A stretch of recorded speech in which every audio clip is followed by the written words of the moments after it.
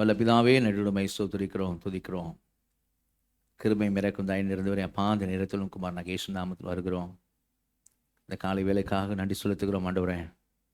எல்லாவற்றையும் பார்க்கலும் உங்களுடைய வார்த்தையை நீர் மையப்படுத்தியிருக்கிறீர். இப்போதும் ஆவியாயும் ஜீவனமாக இருக்கிற வார்த்தையை கொண்டு எங்களோட தேவன் பேசும்படியாய் பரிசுத்த ஆவியானவர் எங்களோடு இடைபடும்படியாக இந்த அடிமையை மறைத்து நீர் வெளிப்படும்படி உம்முடைய கரத்தில் அர்ப்பணிக்கிறோம். எங்கள் இருதயங்கள் கொழுந்து விட்டு எறியும்படி ஆண்டவரே, திருவசனத்தை கேட்குள்ளாய் மாத்திரம் அதன்படி செய்யும்படி எங்களை நாங்கள் ஒப்புக் கொடுக்க தேவனை அனுக்கிரம் செய்யும்படி கரத்தில் அர்ப்பணிக்கிறோம். ஆவியான ஒரு வசனத்தை எங்களை விளங்க செய்யும்படியா, பரிசுத்த ஆவியார் முழுமையாக ஆளுகை செய்யும்படியா உம்முடைய வல்ல கருத்தில் எங்களை தாழ்த்துகிறோம். பெரிய காரியங்களை செய்யும் இயேசு நாமத்தை ஜெபங்கள் எங்கள் நல்ல பிதாவே, ஆமென். ஹல்லேலூயா, ஹல்லேலூயா.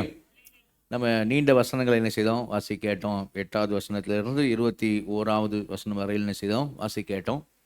இதில் முதலாவது கவனிங்க, இந்த பகுதியை நம்ம பார்ப்பதற்கு முன்னாக என்ன பார்க்க போகிறோம் அப்படின்னு சொல்லி என்ன செய்வோம், வெளிச்சத்தின் பிள்ளைகள் அப்படின்னு என்ன செய்கிறோம். இன்றைக்கு ஒரு தலைப்பின் கீழாக நம்ம ஆண்டுடைய வார்த்தை கேட்க போகிறோம். நம்மளை பைபிள் அப்படி தான் சொல்லுது, வெளிச்சத்தின் பிள்ளைகள் என்று சொல்லுகிறது. வெளிச்சத்தின் பிள்ளைகளாக நடந்து கொள்ளுங்கள். அது 8ஆம் வசனத்தை மாத்திரம் வாசிங்க. 8வது வசனம். முற்காலத்தில் நீங்கள் அந்தகாரமாய் இருந்தீர்கள், இப்பொழுதோ கர்த்தருக்குள் வெளிச்சமாய் இருக்கிறீர்கள். வெளிச்சத்தின் பிள்ளைகளாய் நடந்து கொள்ளுங்கள். நடந்து கொள்ளுங்கள், வெளிச்சத்தின் பிள்ளைகளாக நடந்து கொள்ளுங்கள் அப்படின்னு சொல்கிறது நினைச்சிடும் பார்க்குறோம். இது ஏன் இங்கே இந்த இடத்துல இப்படி 5ஆம் அதிகாரத்தில் இப்படி சொல்லப்படுது அப்படின்னா, நமக்கு தெரியும் முதல் 3 அதிகாரங்கள் தேவன் செய்தது, கர்த்தராக இயேசு செய்தது, பரிசுத்த ஆவியானவர் செய்தது என்ன நம்ம ரட்சிப்புக்காக அப்படிங்கிற காரியங்கள் எல்லாம் அந்த 3 அதிகாரங்கள் சொல்லிவிட்டு 4வது அதிகாரத்துக்குள்ளே வரும்பொழுது 4வது அதிகாரத்தில் நமக்கு ஒரு அழைப்பு கிடைக்கிறது. 4ஆம் அதிகாரத்தில் எபேஸ் 4ஆம் அதிகாரம் 1ஆம் வசனம் வாசிங்க. எபேஸ் 4:1.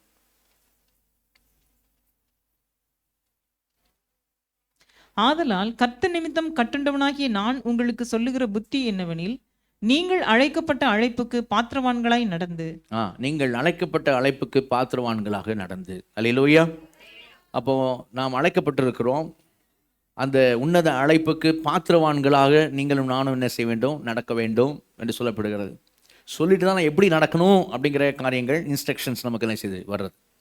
அப்போது அழைக்கப்பட்ட அழைப்புக்கு ரட்சிக்கப்பட்டிருக்கிற நீங்கள், தேவனுடைய பிள்ளைகளாக இருக்கிற நீங்கள், பரிசுத்தாவை பெற்றிருக்கிற நீங்கள், அவரோடு கூட நித்திய ஜீவனில் போய் இருக்க போகிற நீங்கள், அந்த அழைக்கப்பட்ட அந்த அழைப்புக்கு, அந்த உன்னத அழைப்புக்கு பாத்திரவான்களாக, தகுதி உள்ளவர்களாக நீங்கள் நடங்கள் என்று சொல்லி வசனம் சொல்லிட்டு, அது எப்படி நடக்கணும் அப்படிங்கிற காரியங்களை கொண்டு வரது என்ன செய்கிறோம் பார்க்குறோம். அப்போது வாக் அப்படின்னு சொல்லு, நடங்கள், வாக். ஓகே, வாக் வேர்தி அப்படின்னு சொல்ல, நீங்கள் அதுக்கு பாத்திரவான்களாக நடங்கள்னு சொல்லிட்டு அடுத்து சொல்லுது.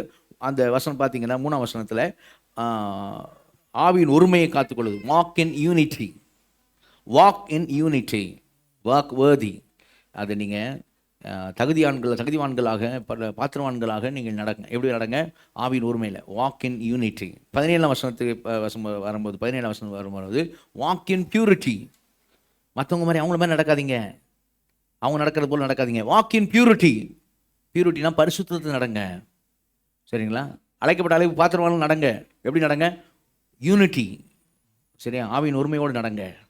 வாக் இன் பியூரிட்டி, பரிசுத்தமாக என்ன செய்யுங்க, நடங்க அப்படின்னு சொல்கிறது. சரி, அப்போ வாக் இன் பியூரிட்டி அப்படின்னு சொல்கிறத அடுத்து நீங்கள் பார்த்தீங்கன்னு சொல்லி சொன்னால் 5ஆம் அதிகாரத்து 1ஆம் வசனம் 2ஆம் வசனம், சரியா, வாக் இன் சேரிட்டி.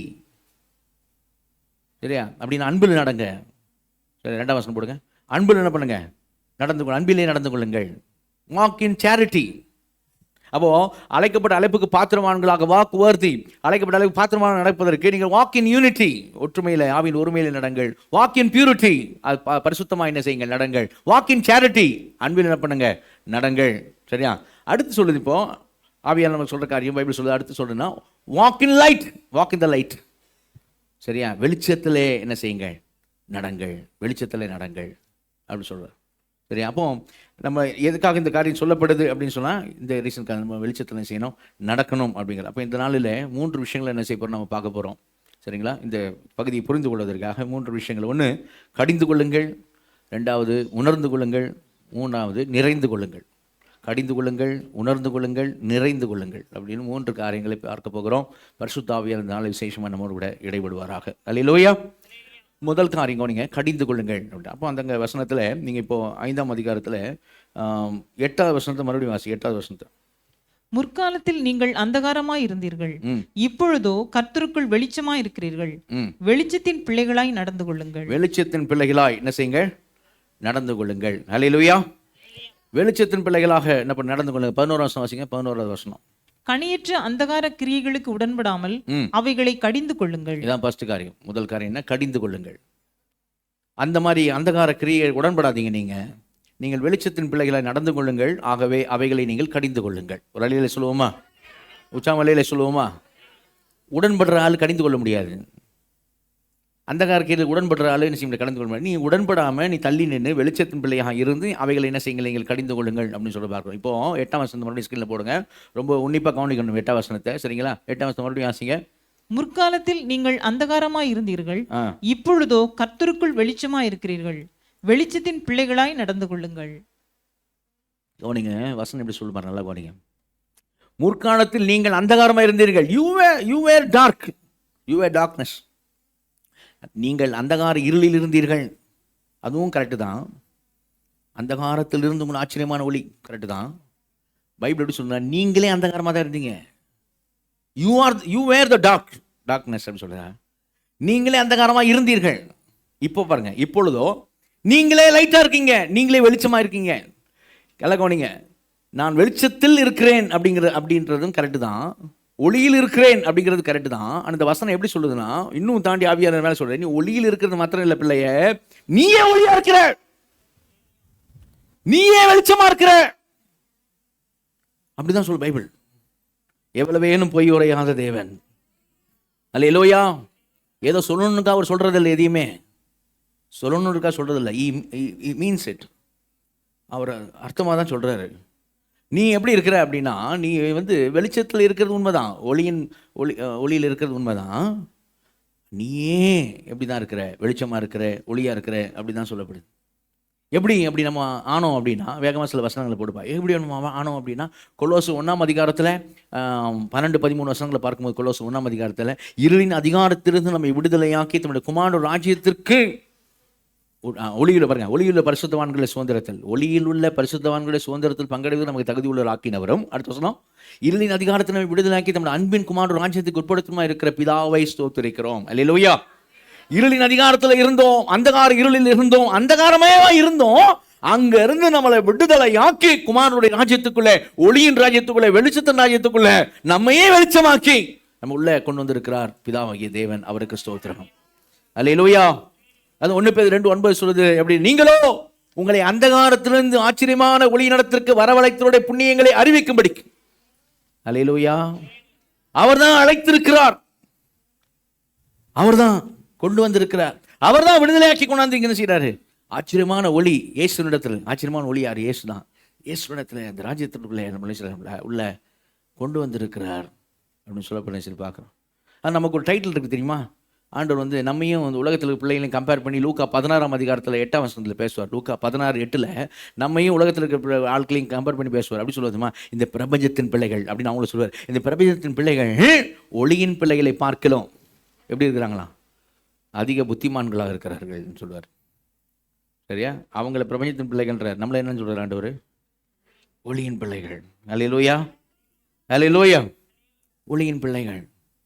சரியா? இப்போ அந்த ஒளியின் பிள்ளைகளுடைய காரியம் என்ன அப்படின்றதான் எபேசியரில் பவுல் மூலமாக ஆவியான கொண்டு வர்றார். என்ன கொண்டு வர்றார் பாருங்க. இப்போ எபேசியரில் 5ஆம் அதிகாரத்தில் வாசிங்க. இப்போ எபேசு 5ஆம் அதிகாரம் 11-13 வசனம் வாசிங்க.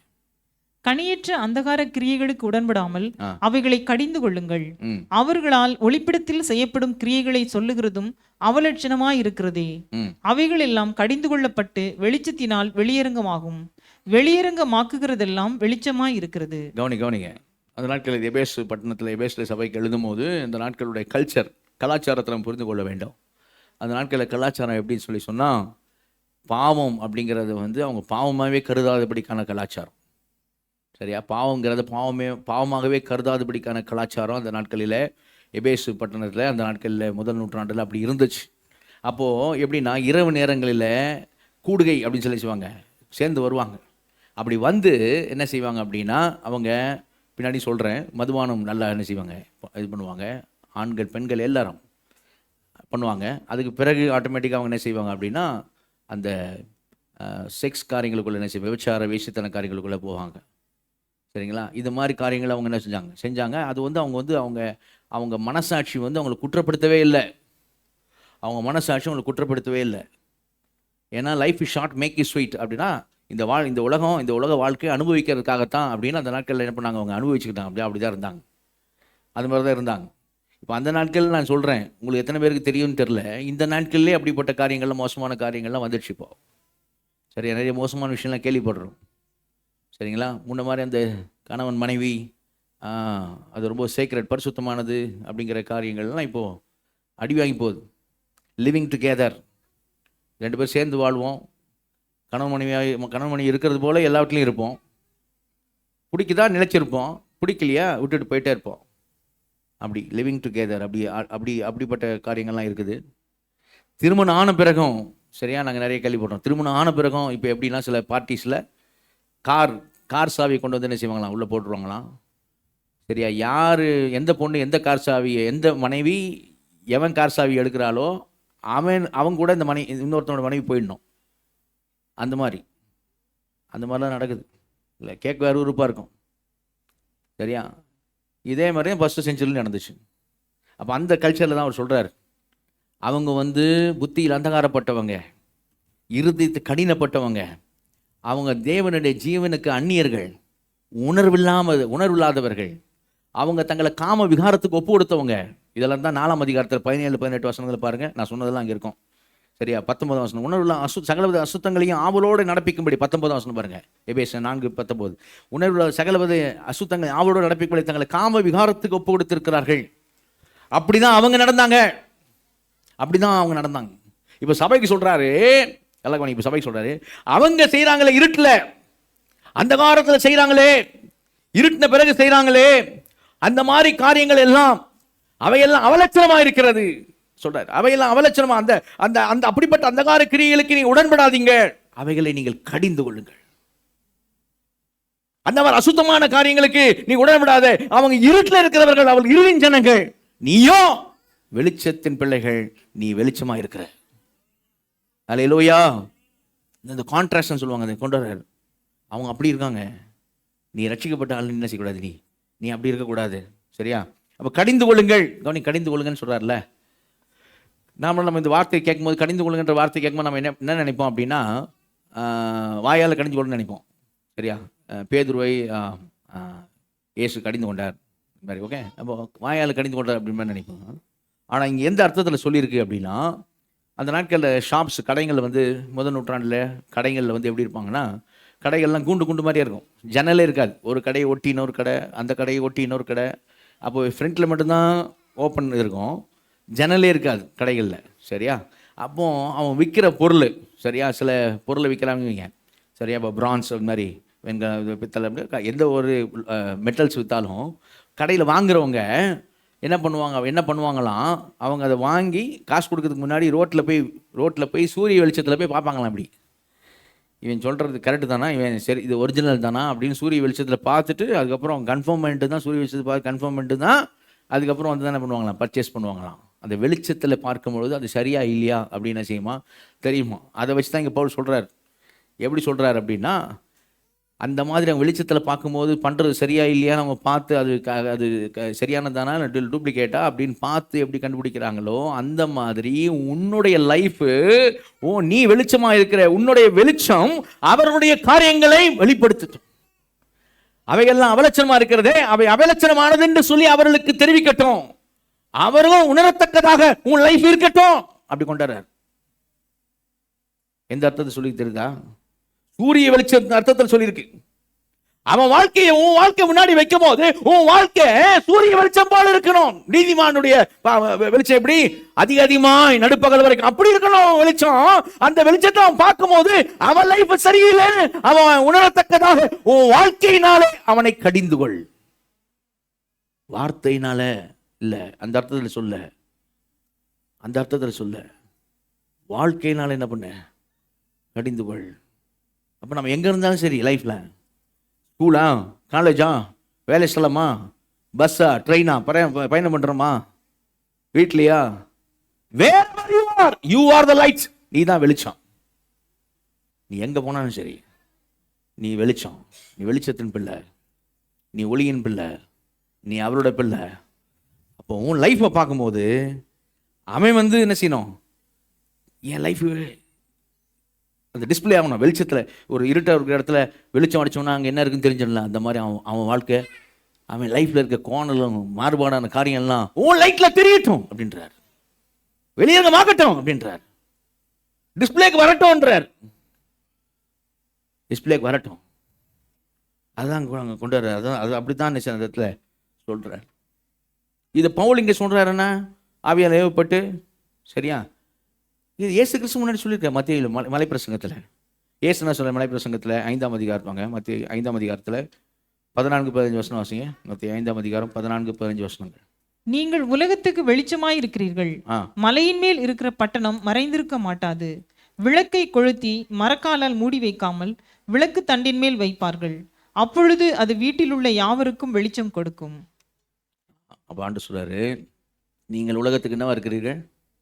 இருட்டா இருக்கிறீர்கள். உலகத்துக்கு நீங்கள் வெளிச்சமா இருக்கீங்க. You are the light, you are the salt for the earth, you are the light for the world. நீங்கள் உலகத்திற்கு நீங்கள் வெளிச்சமாக இருக்கிறீர்கள்.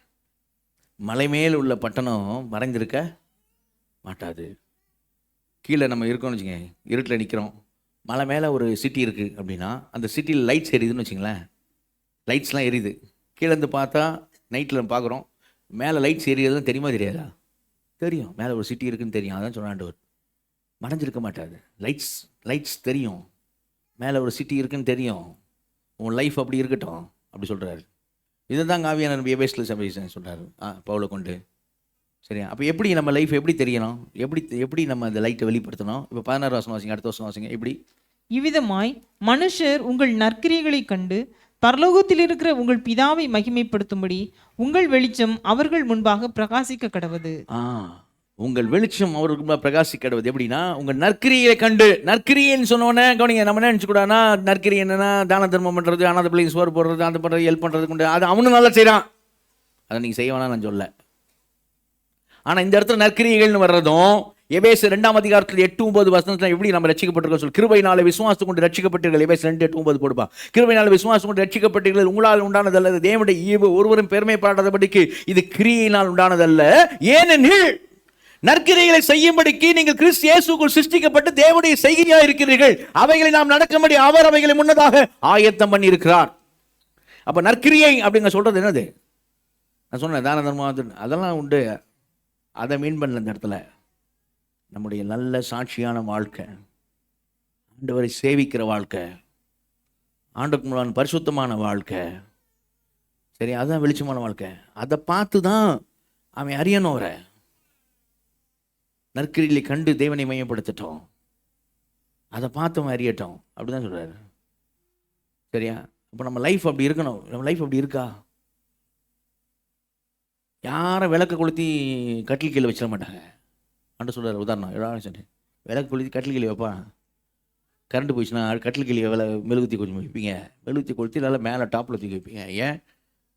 எல்லாருக்கும் வெளிச்சம் கிடைக்கணும், ரூம் ஃபுல்லாக வெளிச்சம் வரணும். அப்படி தானே? அப்போ நீ ரொம்ப தாழ்மையாக சொல்லக்கூடாது, நான் மறைஞ்சு இருக்கேன், கட்டில் கீழே இருக்கேன், மேலே பட்டன் தான் லைட்டில் ஆஃப் பண்ணி போட்டிருக்கேன் அப்படி சொல்லக்கூடாது. அவர் பிரகாசிக்க கடவுதுன்றார். அல்லையில சொல்லுவோமா? அல்லேலூயா. ஆமாம், வெளிச்சம் பிரகாசிக்க கடவுது. உன் லைஃப் அப்படி இருக்கா? இவனும் நம்மில் ஒருவனே அப்படி உலகத்தில் ஒன்று சொல்கிறாங்களா? இவன் நம்மில் வேறுபட்டவன் அப்படி சொல்கிறாங்களா? எப்படி சொல்கிறாங்க? ஆமாம், துஷ்ட மனுஷன், ஆனாலும் கண்டுபிடிச்சிட்டான். ராஜாட சொன்னான், 127 நாட்டிலையும் சுற்றி வந்து பார்த்தா பாருங்க, ஒரு விதமான ஜனங்கள் பரம்பி இருக்கிறார்கள். அந்த ஒரு விதமான ஜனங்கள், அவருடைய வழக்கங்கள் பழக்கங்கள்லாம் மற்ற ஜனங்களை பார்க்கல விகர்பமாக வித்தியாசமாக இருக்குது. மற்ற ஜனங்க மாதிரி அவங்க இல்லை. அப்போது லைஃப் அவங்க டிஃப்ரெண்ட் தெரியுது பாருங்க. நான் ஒரு ஒரு ஒரு 100 ரெட் ஆப்பிள் வச்சுட்டு நடுவில் ஒரு க்ரீன் ஆப்பிள் வச்சேன்னா கண்டிப்பாக என் கண்ணுக்கு க்ரீன் ஆப்பிள் தெரியாது பாஸ்டர், அப்படி யாருமே இருக்க மாட்டோம். 100 ரெட் ஆப்பிள் மத்தியில் ஒரு க்ரீன் ஆப்பிள் இருந்துச்சுன்னா அந்த க்ரீன் ஆப்பிள் தான் தெரியும் இல்லைல்ல? அப்படி தான் இங்கே சொல்லப்பட்டிருக்கு. That is a Christian life. அந்த மாதிரி வாழும்படி தான் நமக்கு சொல்லப்பட்டிருக்கு. ஒரு வேளை இது வரைக்கும் நம்ம புரியாமல் இருந்தோம்னு சொன்னால் இன்றைக்கி நம்மளை ஆண்டவர்கிட்ட ஒப்பு கொடுக்கணும். அப்படி வாழும்படியானவர்கள். அப்படி நீ வாழ்ந்தாலே அது கடிந்து கொள்ளுது. அதாவது அவங்களுடைய காரியம் கடிந்து கொள்ளப்படும் சொல்லப்படும். ஆனால் அவங்கள மாதிரி என்ன செய்யக்கூடிய வாழக்கூடாது. அப்போ அந்த லைட் எதில் வெளிப்படும்? அந்த லைட் எதில் வெளிப்படும்? நீங்களே பாருங்கள். இப்போ எபேசியர் 5ஆம் அதிகாரம் 8-9 வசனம் வாசிங்க. எபேசியர் 5ஆம் அதிகாரம் 8-9 வசனங்கள். முற்காலத்தில் நீங்கள் அந்தகாரமாய் இருந்தீர்கள், இப்பொழுதோ கர்த்தருக்குள் வெளிச்சமாய் இருக்கிறீர்கள். வெளிச்சத்தின் பிள்ளைகளாய் நடந்து கொள்ளுங்கள். ஆவியின் கனி சகல நற்குணத்திலும் நீதியிலும் உண்மையிலும் விளங்கும். Light of the fruit, the fruit of the light, fruit of the light, அந்த வெளிச்சத்தின் கனி, அதுதான் இங்கே ஆவியின் கனின்னு சொல்லி. ஓகே, எதில் அது வெளிப்படும் போட்டிருக்கு? நீங்களே பாருங்கள். எதில் வெளிப்படும்? சகல நற்குணத்திலும் நீதியிலும் உண்மையிலும் விளங்கும். அல்லேலூயா. சகல நற்குணத்தில் உன்னுடைய நல்ல குணத்தில், உன்னுடைய குணமான வாழ்க்கையில் என்ன செய்ய வெளிப்படும். நீதியானதை செய்வ. நீ அநீதியான காரியத்துக்கு துணை போக மாட்ட, அநியாயம் செய்ய மாட்ட, அநீதியான காரியத்துக்கு துணை போக மாட்ட, அவைகளுக்கு நீ உடன்பட மாட்ட. நீதியான காரியம் கொண்டே இருக்கும். ஒன்றிய வாசி பாருங்க. அவர் எப்படி அவர் இருக்கிறேன் என்று சொல்லுகிறவன் அவர் நடந்தபடியே தானும் நடக்க வேண்டும், அப்படிதான் சொல்லுது பைபிள். லாஸ்ட் ஃப்ரைடே கூட பாஸ்டர் சொல்லியிருந்தாப்ல, நடக்கணும். அப்படி இல்லைன்னா நம்ம தப்பாயிடுவோம். ஒளியில் இருக்கிறேன்னு சொல்லியும் இருளில் நடக்கிற மாதிரி ஆயிடுவோம். சொல்லிட்டு அங்கே வசனம் எப்படி சொல்லுதுன்னா, அவர் நீதியாக நடக்கிறது போல நீங்களும் என்ன பண்ணுங்க, நீதியாக நடங்கன்னு சொல்லுது. நம்ம நீதியாக நடக்கிறோமா? சரியா?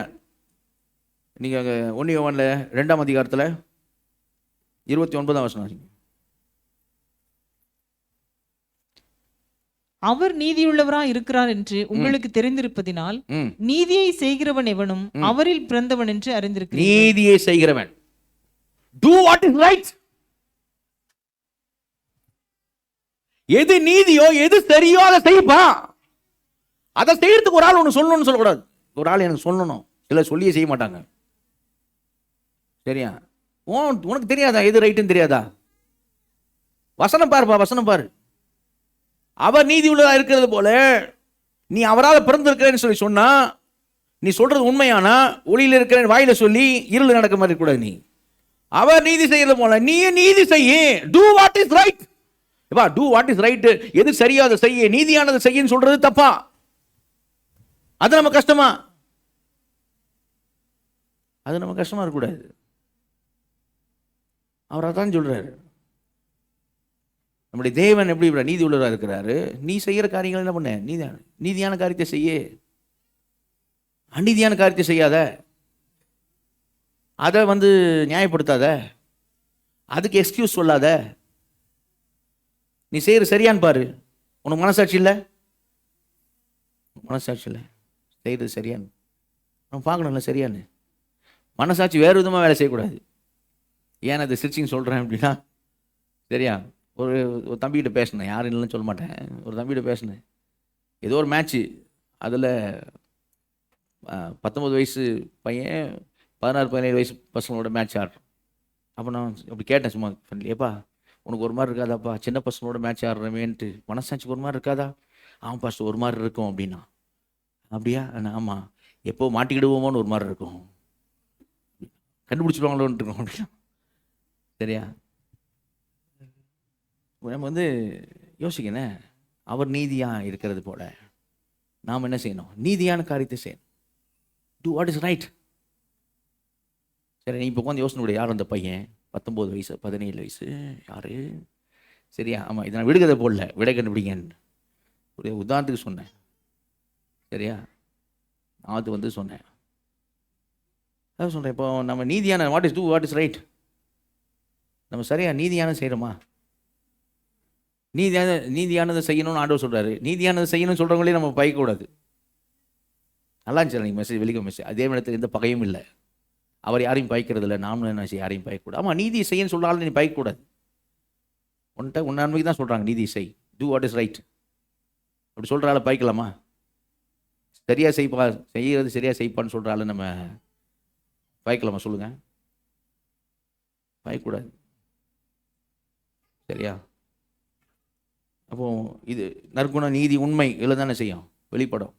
ஒரு உதாரணம் சொன்னால் உங்களுக்கு புரியணுங்க. கவனிங்க, உதாரணம் சொல்கிறேன். எரியோ அடைக்கப்பட்டிருந்தது. உள்ளே போக முடியாது. எரிகோ பிடிச்சா தான் இவங்க என்ன செய்யணும், கானான் தேசத்தில் உள்ள மற்ற எல்லா இதுவும் பிடிக்கணும் இஸ்ரேல் மக்கள் யோசுவா தலைமையில். அப்போ எரிகோ அடைக்கப்பட்டிருக்கு, பெரிய மதில் சுவர், யாரும் உள்ளே வர முடியாது, தைரியமாக இருக்கிறான். அப்போ ஆண்டவர் சொல்கிறாரு, நான் எரிகோ பட்டிருந்தேன் உங்களுக்கு தந்துடுவேன், ஆனால் உள்ள ஒன்றையும் நீங்கள் உங்களுக்குன்னு எடுக்கக்கூடாது, எல்லாம் தீட்டுப்பட்டது, வெள்ளியும் பொண்ணும் கர்த்தருடைய இதுக்கு வந்துடணும், வேறு எதையும் என்ன பண்ணணும் நீங்கள் எடுக்கக்கூடாது, எல்லாத்தையும் அக்னியில் சுட்டு வச்சுருங்க, எல்லாம் தீட்டுப்பட்டது அப்படின்னார். ஓகே, பட்டணத்தை உங்கள் கையில் கொடுப்பேன், நீங்கள் உள்ளே போவீங்க, உள்ளே போயிட்டு வெள்ளியும் பொண்ணையும் கொண்டாந்து ஆண்டோடைய இதில் சேர்த்துருங்க, மற்ற எல்லாத்தையும் என்ன பண்ணுங்கள், தீக்கரையாக்கிடுங்க, ராகாப் குடும்பத்தை மட்டும் காப்பாற்றுங்க, வேறு எந்த குடும்பத்தையும் என்ன செய்யுங்க வைக்காதீங்க, அவ்வளோதான், இதான் இன்ஸ்ட்ரக்ஷன். சரின்ட்டு போயிடுவாங்க. ஜோஷுவா சேனை உள்ளே போயிடும். சொன்ன மாதிரி ஆண்டவர் மதில் சுவரை கீழே விழ வைப்பார். விழுந்த உடனே இவங்க நேரம் உள்ளே ஏறுவாங்க, எல்லாம் என்ன செய்வாங்க, இது பண்ணுவாங்க, அந்த ராகாப் குடும்பத்தை மாத்திரம் காப்பாற்றுவாங்க, எல்லாம் சரியாக நடக்கும். எல்லாம் சரியாக நடந்துச்சு அப்படின்ற ஒரு சந்தோஷத்தில் இருப்பாங்க. அடுத்த பட்டணம் போய் பிடிக்கணும். அப்போ உளவாளிகள்கிட்ட கேட்பார் ஜோஷுவா, எப்போ என்னப்பா அந்த பட்டணத்துக்கு போகிறதுக்கு எல்லோரும் போகணுமா யுத்தத்துக்கு, வானா ஜோஷுவா, அது சின்ன பட்டணம் தான், ஒரு 3000 பேர் நம்மளை போனால் போதும், ஈஸியாக பிடிச்சி வந்துடலாம் அப்படின்னு சொல்லிட்டு போவாங்க. ஃபஸ்ட்டு டைமாக முதல் முறையாக ஜோஷுவா சேனை தோற்கும். அது ஆயி பட்டணத்தில் முதல் முறையாக தோற்று போவாங்க. 36 பேர் அன்றைக்கி வெட்டப்படுவாங்க, மறிச்சு போவாங்க 36 பேர். ஜோஷுவாவுக்கு என்னென்னு புரியாது. சாம்பலை தூக்கி தலையில் போட்டுன்னு புழுதி போட்டு தலையில் போட்டுன்னு ரெட்டு ஊற்றி ஆண்டு சமூகத்தில் உடன்படிக்கப்பட்டு விழுந்து அழுவான். ஆண்டவரே, இப்போது சுற்றி இருக்கிற மற்ற ஆட்கள் எல்லாம் எல்லாத்தையும் நான் யுத்தம் பண்ணி தான் பிடிக்கணும், 31 ராஜா கிட்ட யுத்தம் பண்ணி பிடிக்கணும். மற்ற ராஜாலாம் இப்போ எல்லாரும் என்ன பண்ணுவாங்க, ஆயு பட்டணமே இஸ்ரேல் மக்களை மேற்கொண்டாங்க அப்படின்னா நம்மளால் முடியாதா, அப்படி ஆயிடுவாங்களே, எல்லாருக்கும் தைரியம் வந்துடுமே ஆண்டவரே, இப்படி ஆச்சு ஆண்டவரே அப்படி சொல்லி ஆண்டு புலம்புவான். ஆண்டவர் சொல்லுவார், இது நடந்தது காரணம் தெரியுமா, இஸ்ரவேலில் சாபத்தீடானதை என்ன பண்ணாங்க, எடுத்துக்கொண்டார்கள். நான் இன்ஸ்ட்ரக்ஷன் கொடுத்தேன், எடுக்கக்கூடாதுன்னு சொன்னேன், ஆனால் எடுத்துருக்கு, அதனால தான் நான் உங்களை விட்டு விலகினேன்னுவார். அப்போ யார் வெளியரங்கமாகணும் இல்லையா? எபேசியரில் அந்த 5ஆம் அதிகாரத்தில் சொல்கிற மாதிரி ஒரு வசனம் சொல்லுதில்ல, அவைகளெல்லாம் கடிந்து கொள்ளப்பட்டு 13ஆம் வசனம், அவைகளெல்லாம் கடிந்து கொள்ளப்பட்டு வெளிச்சத்தினால் வெளியரங்கமாகும், வெளியரங்கமாகிறதெல்லாம் வெளிச்சமாக இருக்கிறது. அப்போது சீட்டு போட்டு கண்டுபிடிச்சோம் ஆண்டவர். அப்போ குழுக்கள் சீட்டு பேர் எழுதி போட்டுருப்பாங்க, கண்டுபிடிச்சிடுவாங்க ஆளை. அவன் பேர் வந்தானே இப்போ யோசுவா சொல்லுவார். யோசுவா 7ஆம் அதிகாரத்துவங்க 11ஆம் வசனம் வாசிங்க. 7:11. இஸ்ரவேலர் பாவம் செய்தார்கள், நான் அவர்களுக்கு கட்டளையிட்ட என் உடன்படிக்கையை மீறினார்கள், சாபத்தீடானதில் எடுத்துக்கொண்டதும் களவு செய்ததும் வஞ்சித்ததும் தங்கள் பண்டம்பாடிகளுக்குள்ளே வைத்ததும் உண்டே. ரகசிய பாவம் யோசுவாவுக்கு தெரியாது, வேற யாருக்கும் தெரியாது, யாருக்குமே தெரியாது. ஆனால் ஆண்டவர் தெரியாமல் இருக்காதுல்ல. இப்போ வெளியரங்கமாக்குறார் ஆண்டவர். எப்படியாவது வெளியரங்கமா 19ஆம் வசனம் வாசிங்க. அப்பொழுது யோசுவா ஆகானை நோக்கி, மகனே, நீ இப்பொழுது இஸ்ரவேலின் தேவனாகிய கர்த்தரை மகிமைப்படுத்து, அவருக்கு முன்பாக அறிக்கை பண்ணி நீ செய்ததை எனக்கு சொல்லு, அதை எனக்கு ஒழிக்காதே என்றான். அப்பொழுது ஆகான் யோசுவாவுக்கு பிரதியுத்தரமாக, மெய்யாகவே நான் இஸ்ரவேலின் தேவனாகிய கர்த்தருக்கு விரோதமாக பாவம் செய்தேன், இன்னின்ன பிரகாரமாக செய்தேன். பிடிக்கப்பட்ட பிறகு சொன்னான், பிடிக்கப்பட்ட பிறகு நான் செஞ்சேன் அப்படின்னா, என்ன செஞ்ச சொல்லு அப்படின்னா சொல்றான் பாருங்க, வாசிங்க. கொள்ளையிலே நேர்த்தியான ஒரு பாபிலோனிய சால்வையையும் 200 வெள்ளி சேக்கலையும் 50 சேக்கல் நிறையான ஒரு பொன் பாலத்தையும் நான் கண்டு அவைகளை இச்சித்து எடுத்துக்கொண்டேன். இதோ அவைகள் என் கூடாரத்தின் மத்தியில் பூமிக்குள் புதைந்திருக்கிறது. எங்க இருக்குது? பூமிக்குள்ள புதைத்திருக்கிறது. வெள்ளி அதன் அடியில் இருக்கிறது. அதுக்கு கீழே தான் வெள்ளி இருக்குது. சரியா? எப்படி பாருங்க, யார் இவன்? வெளிச்சத்தின் பிள்ளையா இருக்க வேண்டியவன். கொஞ்ச நேரத்தில் கானான் தேசத்தை சுதந்திரித்து அந்த பாலும் தேனும் ஒரு தேசத்துக்குள்ள போய் அந்த நன்மையில் அனுபவிக்க வேண்டிய ஆள். அங்கேயே அவன் கதை முடிஞ்சிடும், அவன் சாப்டர் அங்கேயே முடிஞ்சிடும். காரணம் என்ன பாருங்க, ரகசிய பாவம். யாருக்குமே தெரியாதுன்னு நினைக்கிறான், யாருக்கும் தெரியாது, யாருக்குமே தெரியல. ஆக்சுவலாக யாருக்கும் தெரியாது, யோசுவாவுக்கும் தெரியாது, சேனைக்கு தெரியும், யாருக்கும் தெரியாது. இவனும் யாருக்கும் தெரியாதுன்னு நினைக்கிறான். ஆனால் வெளியரங்கமாக்குது, ஆண்டவர் வெளிச்சத்தை கொண்டு வர்றாரு. சரியா? கடிந்து கொள்ளப்பட வேண்டியது யோசுவா கடிந்து கொள்றான். ஏன்டா அப்படி செஞ்ச அப்படின்ட்டு. இந்த ஆகான போல என்ன செய்யணும், நம்ம லைஃப்பில் இருந்துடக்கூடாது. கர்த்தருக்கு முன்பாக எதுவும் மறைவானவைகள் இல்லை. நம்ம இருதயத்தின் எண்ணங்கள் யோசனைகளோடு அவர் அறிவார். நல்ல அல்லையிலே சொல்லுங்க. மனுஷன் முகத்தை பார்ப்பான், தேவன் இருதயத்தை பார்ப்பான். இருதயங்களை இருதயங்களை ஆராய்ந்து பார்க்கிற தேவன் அவர். அப்போ நம்ம உள்ளத்தனோட சரி எப்படி தான் இருக்கணும் அப்படின்னா, அவர் பிள்ளையாக இருக்கணும். சரியா? நம்ம எப்படின்னா, நம்ம உள்ள ஒன்று நினைப்போம், நினைக்கிறத சொல்ல மாட்டோம். அதை சொன்னால் தப்படுத்துவாங்களா அப்படின்ட்டு ரொம்ப யோசித்து உள்ளே சென்சார் பண்ணி, உள்ளே எடிட்டிங் பண்ணி, உள்ளே கட்டிங் பேஸ்டிங்லாம் பண்ணி அதுக்கப்புறம் தான் என்ன பண்ணுவோம், டெலிவர் பண்ணுவோம் இல்லையா? மனுஷனுக்கு என்ன பண்ணுவோம், மனுஷன் நீ டெலிவரி பண்ணுறது தான் கேட்பான். அவர் நீ ஃபுல்லாக ராபா வச்சுருந்தது, அப்புறம் எடிட் பண்ணது, அப்புறம் கட் அண்ட் பேஸ்ட் பண்ணது எல்லாமே அவருக்கு தெரியும் இல்லையா? விஷயம் சாதாரண இல்லை. ஸ்கேனில் உள்ளகரம் தெரிகிற மாதிரி அவருக்கு எல்லாமே தெரியும். அப்படின்னா அவர் எப்படி சொல்கிறாருன்னா, வெளிச்சத்தின் வெளிச்சத்தின் பிள்ளைகள்லாம் என்ன செய்யுங்க, நடந்து கொள்ளுங்க. நம்ம லைஃபு மற்றவங்களோட லைஃபை, மற்றவங்களுடைய காரியத்தை கடிந்து கொள்ளும்படியான வாழ்க்கை வாழ வேண்டும் அப்படி சொல்லப்பட்டிருக்கு. அல்லேலூயா. ரகசிய பாவங்கள் நம்மகிட்ட இருக்கக்கூடாது. இங்கே ஒரு ஆள் தானே, இங்கே யோசுவா டைமில் ஒருத்தன் தானே. எசேக்கியேல் தீர்க்கதரிசி டைமில் சிறையிருப்புக்கு போயிட்டாங்க. ஒரு செட்டு, ஒரு குரூப் போயிடுச்சு. மீதி இருக்குது குரூப்பு. பாவத்தின் மொத்தம் சிறையிருப்புக்கு அமைச்சிருக்காரு ஆண்டவர். மீதி இருக்கிறானுங்க, உணரணும்ல. இல்லை நம்ம இப்போ பாவத்தின் மொத்தம் ஒரு குரூப்பே போயிடுச்சு சிறையிருப்புக்கு. மீதம் இருக்கிற நாம் எப்படி இருக்கணும்னு நினைக்கணும்ல. எசேக்கியேல் 8ஆம் அதிகாரத்தில் பாருங்கள், அவனை ஆவியில் கொண்டு ஒரு ஆண்டவர். எசேக்கியேல் வா அப்படின்னு ஆவியில் தூக்கிட்டு வந்து காமிப்பார், என்ன நடக்குது நீயே பாரு அப்படின்ட்டு. 12ஆம் வசனம் வாசிங்க, 8-12 வாசிங்க.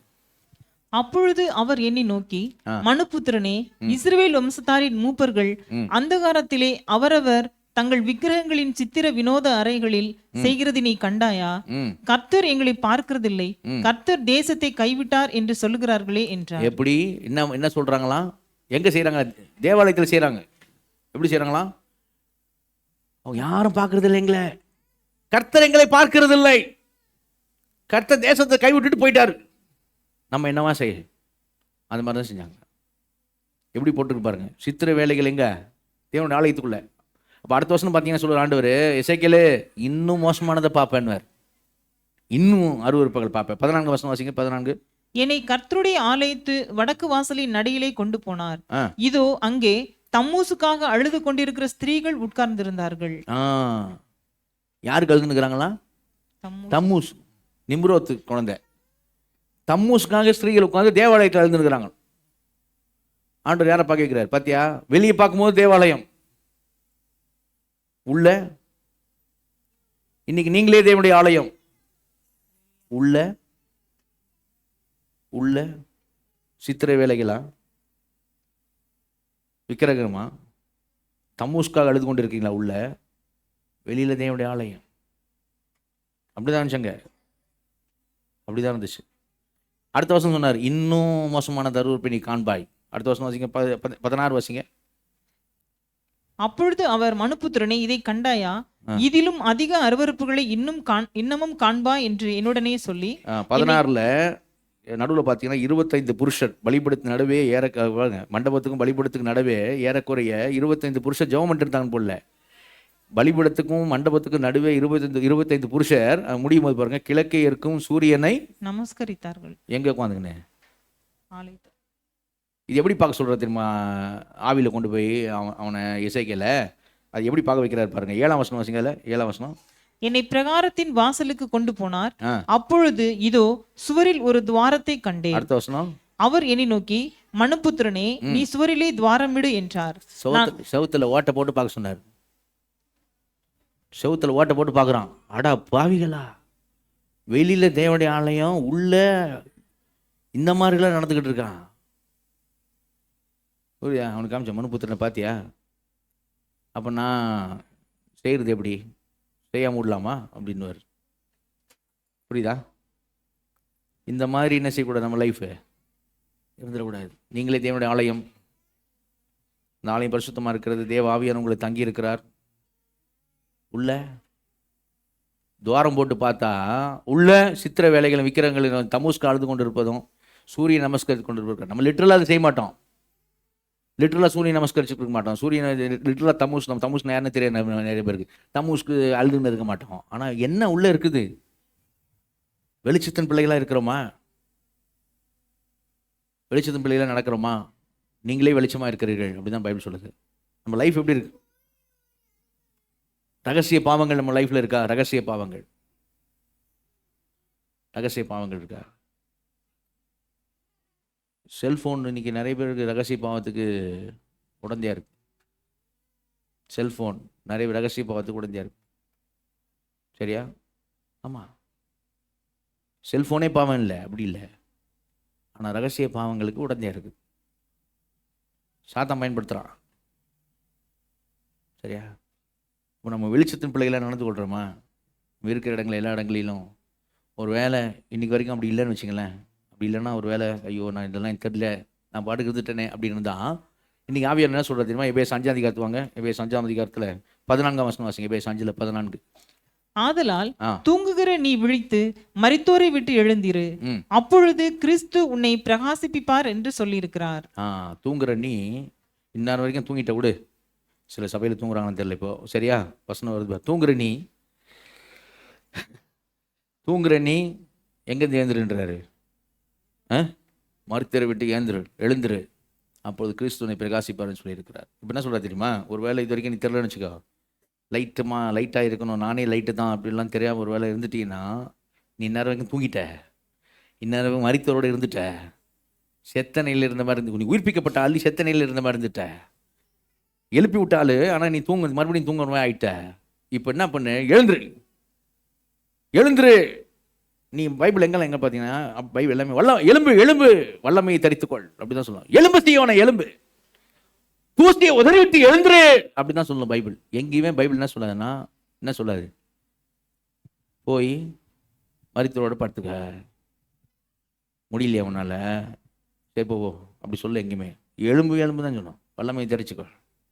எலும்பு செய்யோன எலும்பு உன்னை பிரகாசிப்பார். உணரு, எலும்பு. வெளிச்சத்தின் பிள்ளை நீ வெளிச்சமா இருக்கிற. பாஸ்டர் சொல்ல, அண்ட சராசரன் உண்டாக்கின வான பூமி ஒளிந்து போனாலும் அவருடைய வார்த்தையில் உருப்பாயில் முடியாத தேவாதி தேவன் ராஜாதி ராஜனுடைய வார்த்தை, நீ வெளிச்சமா இருக்கிற. You are the light. Let the light burn. வெளிச்சம் பிரகாசிக்கட்டும். முதல்ல கடிந்து கொள்ளுங்கள். ரெண்டாவது என்ன சொன்னார? உணர்ந்து கொள்ளுங்கள். அங்கே வாசிங்க. இப்போ பேசல 5ஆம் அதிகாரம் வாங்க. எபேசு 5ஆம் அதிகாரத்தில் 15-17 வசனம் வாசிங்க. ஆனபடியினாலே நீங்கள் ஞானமற்றவர்களைப் போல நடவாமல் ஞானமுள்ளவர்களைப் போல கவனமாய் நடந்து கொள்ள பார்த்து, நாட்கள் பொல்லாதவைகளானதால் காலத்தை பிரயோஜனப்படுத்திக் கொள்ளுங்கள். ஆகையால் நீங்கள் மதியற்றவர்களாய் இராமல் கர்த்தருடைய சித்தம் இன்னதென்று உணர்ந்து கொள்ளுங்கள். கர்த்தருடைய சித்தம் என்னதென்று உணர்ந்து கொள்ளுங்கள். ஒரு உணர்வு இருக்கின்றது. உணர்ந்து கொள்ளுங்கள், கடிந்து கொள்ளுங்கள், உணர்ந்து கொள்ளுங்கள். 2 வார்த்தை அங்கே கவனிங்க. 15ஆம் வசனம் போடுப்பா. 15 நல்லா கவனிங்க, முக்கியமானதெல்லாம். ஆனபடினாலே நீங்கள் ஞானமற்றவர்களை போல, ரட்சிக்கப்படாதவர்களை போல, புத்தியில் அந்தகாரப்பட்டு காமத்துக்கு ஒப்பு கொடுத்து அவலட்சணமான காரியங்களை செய்து கொண்டு அவளோட அசுத்தங்கள் நடப்பிக்கிறதான அவர்களைப் போல, நான் ஞானமற்றவர்களைப் போல, அவர்களைப் போல நீங்கள் நடக்காமல்,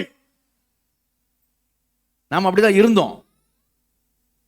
அருவருப்பான விக்கிர ஆராதனை, சிலை வழிபாடு நாம் செய்து வந்தோம். ஆனால் அது எல்லாத்திலிருந்து கர்த்தர் நம்மை விடுதலை ஆக்கினார். நம்முடைய கண்களை ஆண்டவர் திறந்தார். நம் மனக்கண்கள் திறக்கப்பட்டது. அல்லேலூயா. அதனால தான் ஜீவனுடைய தேவனை அறிந்திருக்கிறோம். நமக்கு ஞானம் இயேசுதான். அவருக்குள் எல்லாம் அடங்கியிருக்கிறது. அப்போ இந்த உலகத்தில் இருக்கிறவனுக்கு, ஜென்ம சுவாபம் மனுஷனுக்கு ஆவிக்குரியவர்கள் பைத்தியமாய் தோன்றும். சரியா? சிலுவை கொடுத்த உபதேசம் அவங்களுக்கு பைத்தியமாய் தோன்றும். ஆனா உண்மையிலே யாரு அப்படின்னா, உண்மையிலே ஞானமற்றவன் அவன்தான். சங்கீதம் 14:1 சொல்லுது, மதிகேடன் இந்த உலகத்தில் கடவுள் இல்லை என்று சொல்லுகிறான். அவன் மதிகேடன்.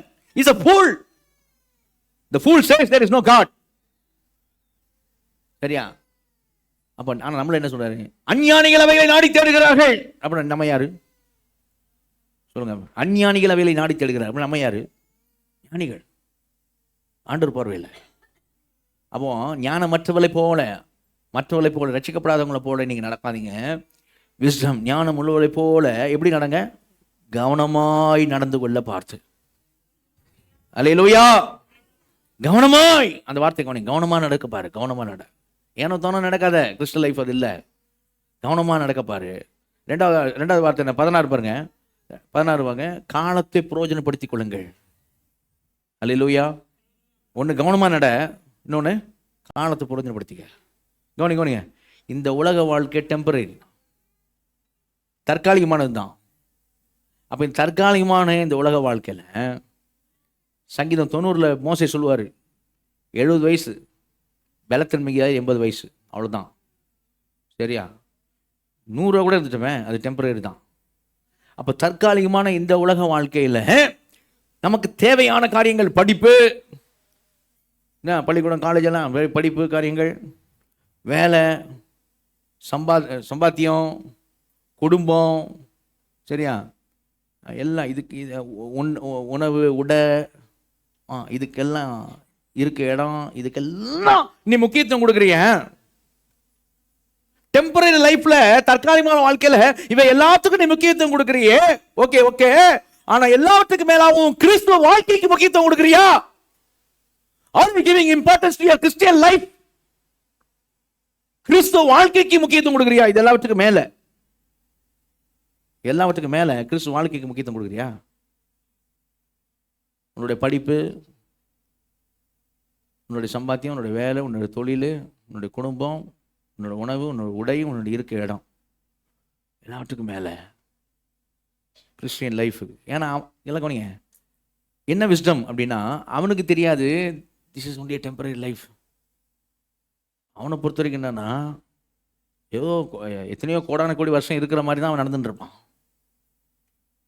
ஆனால் உனக்கு தெரியும், நீ ஞானி, உனக்கு தெரியும் இந்த உலக மாயை, இந்த உலக வாழ்க்கை நிரந்தரம் இல்லை. அவர் வருவார், நான் போயிடுவேன். அல்லேலூயா சொல்லுங்க. அல்லேலூயா. உனக்கு நீ எப்பவும் போகிறதுக்கு தான் ஆயத்தமாடுற. நீ இந்த உலகத்தில் பரதேசி, ஏன்னா நீ பரலோகவாசி. அல்லேலூயா. அப்போ அப்படி ஒரு விஸ்டம் உனக்கு இருக்குது.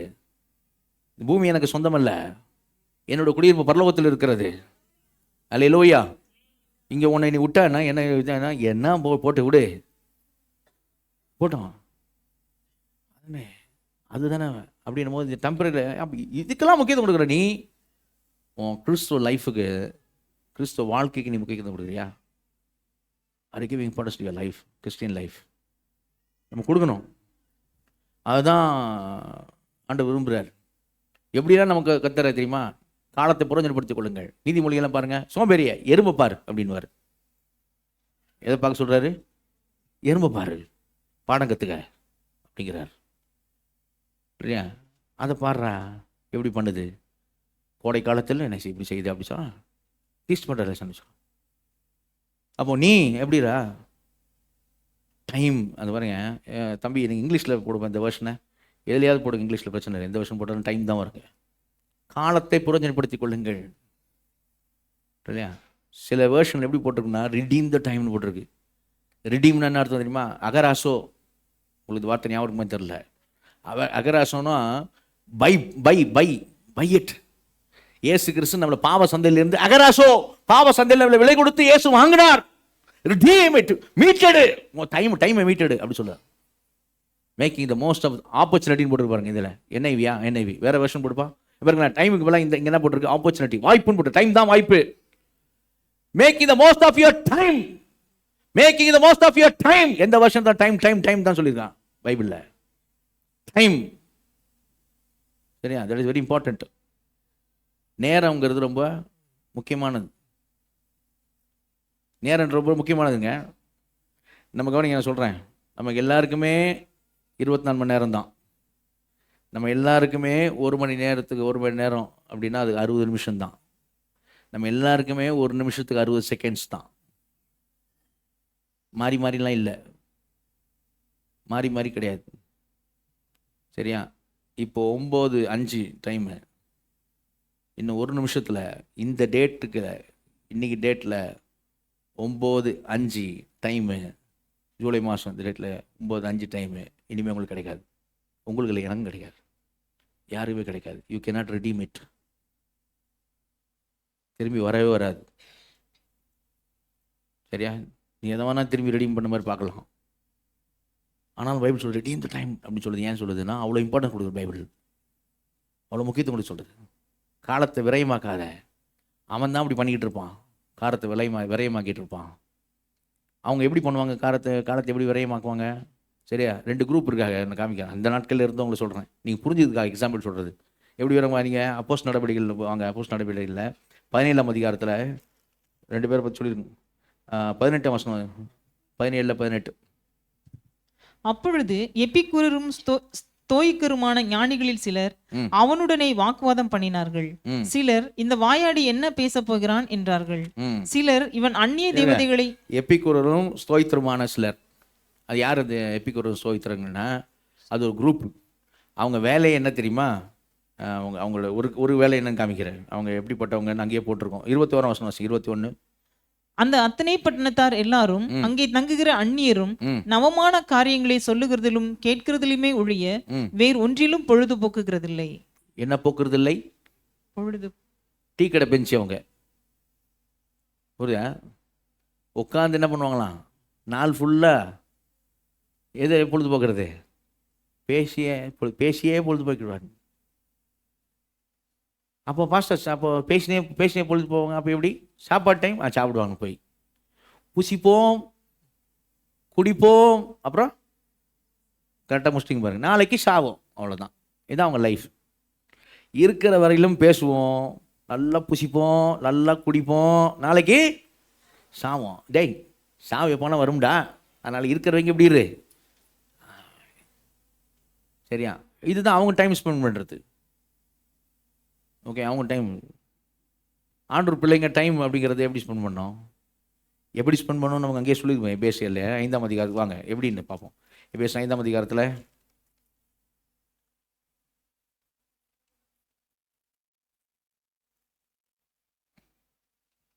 15, 16, 17 3 வருஷம் வாசிங்க. ஆனபடியினாலே நீங்கள் ஞானமற்றவர்களைப் போல நடவாமல் ஞானம் உள்ளவர்களைப் போல கவனமாய் நடந்து கொள்ள பார்த்து நாட்கள் பொல்லாதவைகள் ஆனதால் காலத்தை பிரயோஜனப்படுத்திக் கொள்ளுங்கள். கவனிங்க எப்படி போட்டிருக்கு. நீங்கள் 17ஆம் வசனம் வாசிங்க. 17.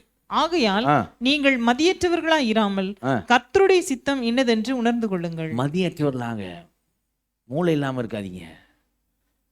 மதியற்றவர், அறிவு இல்லாமல் இருக்காதீங்க. மதியற்றவர்களாக இராமல் கர்த்தருடைய சித்தம் என்னதென்று உணர்ந்து கொள்ளுங்கள். அல்லேலூயா. 2 விஷயம் பார்க்க சொல்லு பைபிள். சரியா? 1 10ஆம் வசனம் வாசிங்க. 10வது வசனம். கர்த்தருக்கு பிரியமானது இன்னதென்று நீங்கள் சோதித்து பாருங்கள். நீ செய்யறது கர்த்தருக்கு பிரியமான்னு பாரு. டைம் ஸ்பெண்ட் பண்றதுல நீ செய்யறது கர்த்தருக்கு பிரியமான்னு பாரு. அடுத்து என்ன பாரு? 17ஆம் வசனம் வாசிங்க. ஆகையால் நீங்கள் மதியற்றவர்களாய் இராமல் கர்த்தருடைய சித்தம் இன்னதென்று உணர்ந்து கொள்ளுங்கள். 2வது, அது ஆண்டவர் சித்தமான்னு பாரு. நீ ஸ்பெண்ட் பண்ணுற டைமு திரும்பி கிடைக்காது உனக்கு. டைமு கர்த்தருக்கு பிரியமானதுக்கு ஸ்பெண்ட் பண்ணுறேன்னா, கர்த்தருக்கு சித்தமானதுக்கு டைம் ஸ்பெண்ட் பண்ணுறேன்னா, கர்த்தருக்கு பிரியமானது கர்த்தருக்கு சித்தமானது என்ன அப்படின்னு சொல்லி பைபிளில் பார்த்தோம்னா நிறைய இருக்கலாம். நாம் அசுத்தத்துக்களில் பரிசுத்த அழைத்திருக்கிற பரிசுத்தமாக இருக்க வேண்டியது தேவனுடைய சித்தமாக இருக்கிறது. நம்ம ஒவ்வொருவரும் இயேசுவை போல மாறுவது தேவனுடைய சித்தமாக இருக்கிறது. அல்லேலூயா.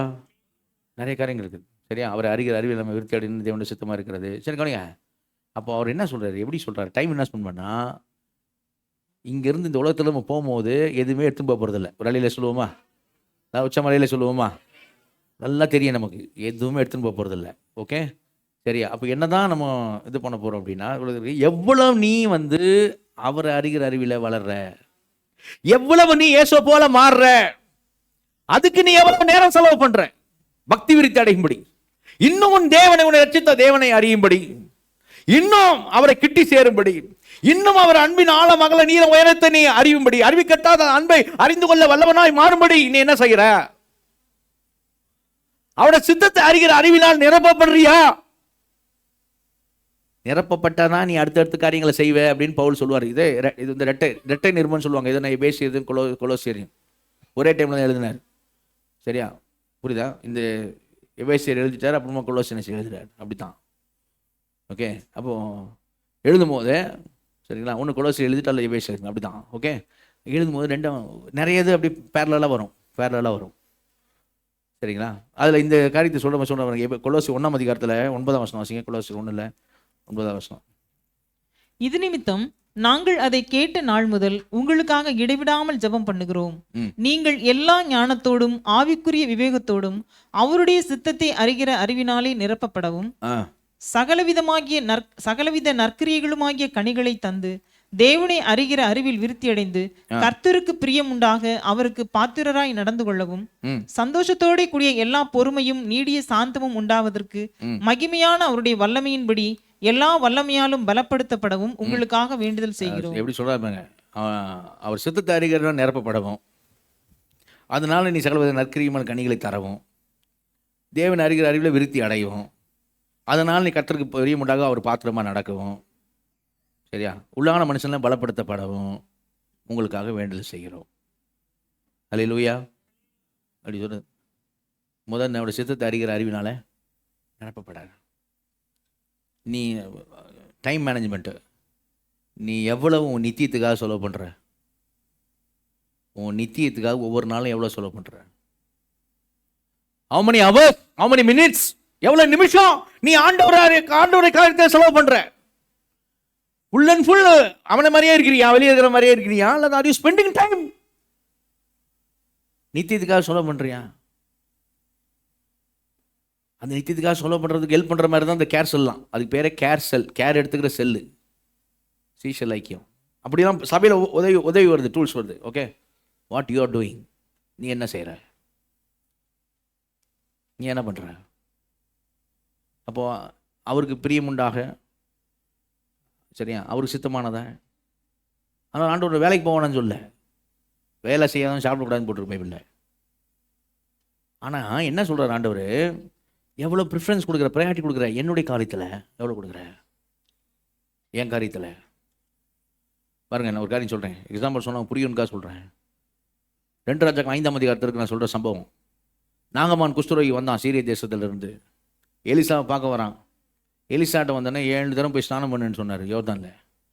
குஷ்டரோகம் 7 தரம் ஸ்நானம் பண்ணி எழும்புறான். குஷ்டரோகம் நீ சரீரம் போல சரீரம் மாறுகிறது.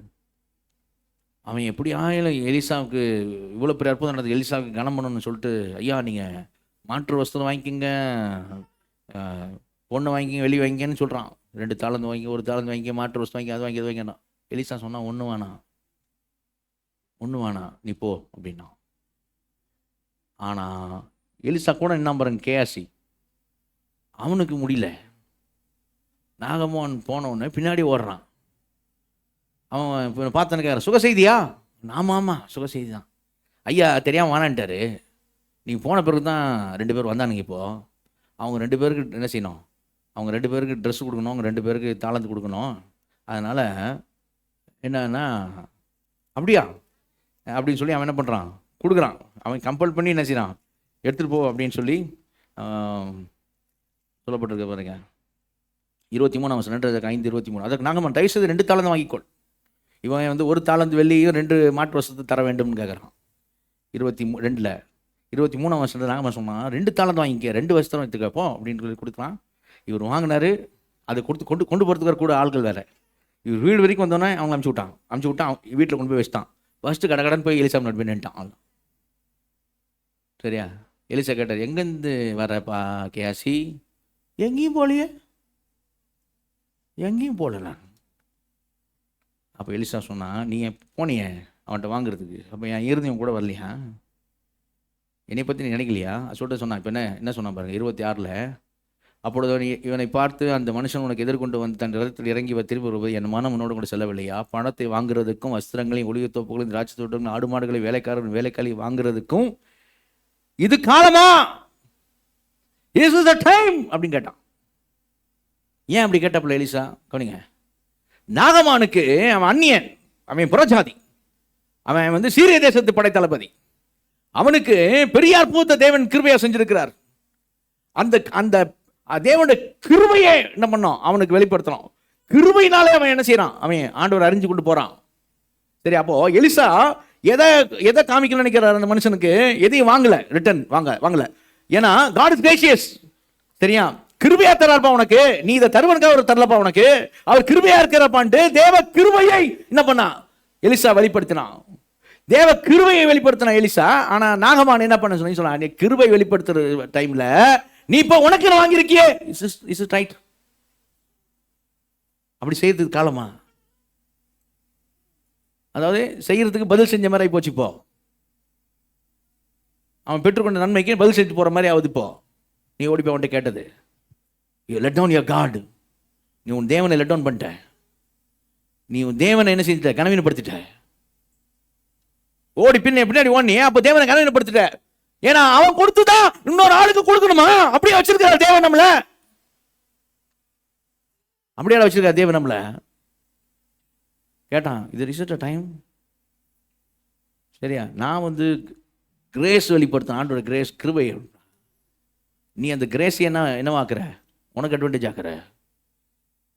சரியா? அப்படி பண்ற. It's time. சரியா? அப்போ அந்த டைம்ன்றது ரொம்ப முக்கியம். அப்போ நம்ம நித்தியத்துக்காக எவ்வளோ இது பண்ணுறோம்? நான் சொன்ன மோசே சொன்னார், எங்கள் நாட்களை, சங்கீதம் 90:12 போடுப்பா, எங்கள் நாட்களை என்னும் அறிவை எங்களுக்கு தாரும். எதை தாரும்? எங்கள் நாட்களை என்னும் அறிவை எங்களுக்கு தாருன்னார். ஏன் தம்மோடி சொன்னார்? அவங்க இன்னும் காணா தேசத்தில் போல ஆண்டு திரும்பி சுத்த விட்டார் அவங்கள. சரியா? சுற்றி வாங்க அப்படின்ட்டார். அப்போ சுற்றி வரும்போதெல்லாம் நிறைய பேர் பழைய சந்தையில் செத்துனே இருக்காங்க. ஒவ்வொரு டைமும் பாளையம் டென்ட் போட்டாங்கன்னா அந்த டென்ட்லேருந்து கிளம்பும் போது சில பேர் செத்துருவாங்க. அங்கேயே அவங்கள போச்சுட்டு, இவங்க தங்குற இடமெல்லாம் கல்ற பூமியாச்சு. அங்கேயே அவங்கள போச்சுட்டு போயிட்டே இருந்தாங்க. அப்போ மோசே இதெல்லாம் பார்க்குறாரு. பழைய சந்ததியில் எவனுமே உயிரோடு இல்லை. காலேபையும் யோசுவாவும் தவிர எல்லாம் சாகுறான். அவர் கூட தான் பயணம் பண்ணுறாரு. அப்போ ஒவ்வொரு நாளும் அடக்காராதன மாதிரி இருக்குது. அப்போ ஆண்டவரே, எங்களுடைய நாட்கள் எல்லாம், சில வருஷம் முன்னாடி வருஷம் சொல்லப்படும், எங்கள் நாட்கள்லாம் புல்லு மாதிரி இருக்குது, பூ மாதிரி இருக்குது, எல்லாம் உலர்ந்து போகுது. நாங்கள் கழித்து விட்டோம், எங்கள் வருஷங்களை எல்லாம் கழிச்சு போட்டோம், எல்லாம் இப்படியே போகுது ஆண்டவரே, எல்லாம் இப்படியே போகுது. எங்கள் நாட்களை இன்னும் அறிவை எங்களுக்கு தாரோம். எதுக்கு அறிவை கேட்டப்பில்லை மோசே? நாங்கள் இருக்குது எவ்வளோன்னு கேட்டு, நீ மீத நாட்கள் எவ்வளோன்னு கேட்டு அதில் ஜாலியாக இருக்க பார்க்குறோம் அப்படியே சொன்னார் மோசே. அது கேட்டதுக்கான காரணம் என்ன தெரியுமா? இனி மீதமுள்ள நாட்களாவது நாம் உங்களுக்கு பிரியமா இருக்கிற ஆண்டவரே. That is the reason. அதான் ஏன் காரணம். அதான் காரணம். லிட்டரலாக எத்தனை நாள் அப்படி கேட்கல, எங்களுக்கு அறிவை தாங்க ஆண்டவரே. அதாவது இந்த லைஃப் இது நிரந்தரம் கிடையாது அப்படின்னு எங்களுக்கு அந்த அறிவை தாங்க. எங்களுடைய லைஃப் பூ மாதிரி இருக்குது, புல்லு மாதிரி இருக்குது, எங்களுக்கு அந்த அறிவை தாங்க. அதெல்லாம் அந்த சங்கீதம் தான் வரும். பூ மாதிரி இருக்குது, புல்லு மாதிரி இருக்குது, எங்களுக்கு அந்த அறிவை தாங்க. சோ தட் நாங்க உங்களுக்கு பிரியமா மீதமுள்ள நாட்கள் அதுவோ அதை உங்களுக்கு பிரியமா அந்த நாட்களாவது நடக்கிற ஆண்டவரே, அந்த நாட்களையாவது நடக்கிறோம். அதான் அங்க ஆதங்கம். அந்த நாட்கள் நடக்கிறோம். நீங்க பரிசுத்தவான்கள் எல்லா இடத்தையும் இதை பார்க்கலாங்க. பரிசுத்தவான் எல்லா இடத்தையும் இதை பார்க்கலாம். அடுத்து பவுல் சொல்லுவார் பிலிப்பியர் 1:அதிகாரத்தில், கிறிஸ்து எனக்கு ஜீவன், சாவு எனக்கு ஆதாயம். நான் 2 நினைவுகளால் நான் என்ன செய்கிறேன்? 2 காரியத்தை நெருக்கப்படுகிறேன். ஒன்று, சரீரத்தை விட்டு போய் நான் தேவனோடு இருப்பது, கர்த்தரோடு இருக்கிறது, அது எனக்கு நலமா இருக்கும். அது எனக்கு நலமா இருக்கும். நான் போறது, பாடி விட்டு வெளியே போறது, இந்த உலகத்தை விட்டு போறது, அது எனக்கு நலமா இருக்கும். எனக்கு பிரியமா இருக்குது, அது எனக்கு ஆசை இருக்குது, நான் போனோம், அது எனக்கு நலமா இருக்கும். ஆனா இந்த பாடியில தங்கி இருக்கணும் நான் விரும்புறேன். ஏன்னா இன்னும் ஜாலியா இருக்கணும், இன்னும் இந்த உலகத்தை அனுபவிக்கணும். அப்படி சொல்ல நான் சரீரத்தில் இருந்தேன்னு சொன்னா முன்னாடி வசனம் போடுமா, முன்னாடி போங்க. தரித்திருப்பது உங்களுக்கு அதிக அவசியம். அப்ப என்ன சொல்றேன்? தேவ ராஜ்யத்துக்கு, சபைக்கு, தேவ ராஜ்யத்துக்கு. அப்ப அவருக்கு அப்படி யோசிக்கல. அப்ப போனா அவர்கிட்ட போய் இருக்கிறேன், இருந்தா அவருக்காக வாழ்றேன். அல்லேலூயா. இருந்தா அவருக்காக வாழ்றேன். நான் சொல்கிறேன், நீ எத்தனை நாள் அவருக்காக வாழாம வேஸ்ட் பண்ணிட்ட? இப்போ மோசே மாதிரி ஆண்டவரே, நாட்களை என்னும் அறிவு எனக்கு தாரும், மீதமுள்ள நாட்களாவது இந்த பவுலை போல ஆண்டவரே உமக்காய் வாழ கிருபை தாரும். அல்லேலூயா. உமக்காய் வாழ என்ன செய்கிறோம்? நம்ம ரட்சிக்கப்பட்டிருக்கிறோம், ஒளியின் பிள்ளைகள், ஆண்டோட பிள்ளைகள். டைட்டில் அப்படி இருக்குமா? என்ன செய்கிறோம்? எல்லாம் மற்றவங்க மாதிரி தான் இருக்கிறோமா? என்ன நம்ம எப்படி டைம் நம்ம இது பண்ணுறோம்? எப்படி டைம் செலவு பண்ணுறோம்? ஒரு கேம்ப் நடத்துனாங்களாம், யூத் கேம்ப்பு. 6 நாள் நடத்துனாங்களாம் கேம்ப்பு கிறிஸ்டின் பிள்ளைங்களுக்கு. ஏன்னா 7வது நாள் சபைக்கு அவங்க சபைக்கு போகணும், அதான் ஒழுங்கு. சரியா? அப்போ 6 நாள் நடத்துனாங்களாம். அந்த 6 நாள் கூட்டத்தில் பிள்ளைங்களுக்கு உள்ளே என்ட்ரானோடனே என்ன பண்ணாங்களாம்? என்ட்ரானோடனே ஃபோன்ஸ்லாம் வாங்கி வச்சிட்டாங்களாம். ஃபோனெல்லாம் வாங்கி சுவிட்ச் ஆஃப் பண்ணி வச்சிட்டாங்களாம். 6 நாள் ஒன்று ஃபோன் இல்லாத வாழ்க்கை அப்படின்னு உள்ளே விட்டாங்களாம்.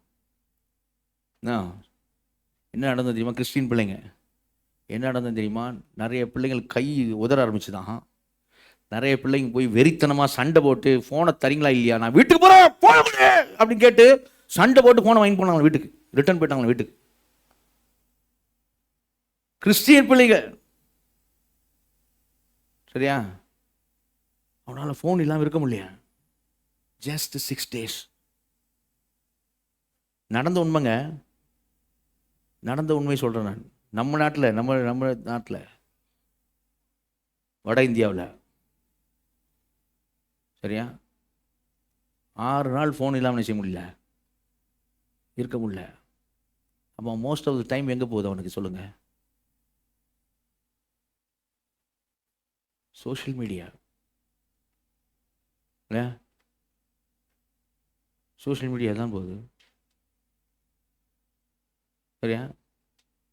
என்னென்னமோ இருக்குது, ட்விட்டருன்றான், ஃபேஸ்புக்குங்கிறான், இன்ஸ்டாகிராம்ன்றான், என்னென்னமோ இருக்குது, சரி? அதில் அதை போடுறேன், இதில் இதை போடுறேன், சரியா? நீ அதை போடுற, இதை போடுற, அதை போடுற. உன் ஆவிக்குரிய வாழ்க்கைக்கு என்ன போடுற?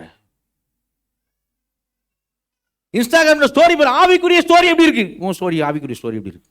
What is your story? Spiritual story என்ன? காலத்தை பிரயோஜனப்படுத்திக் கொள்ளுங்கள். டைம் திரும்பி வரவே வராது,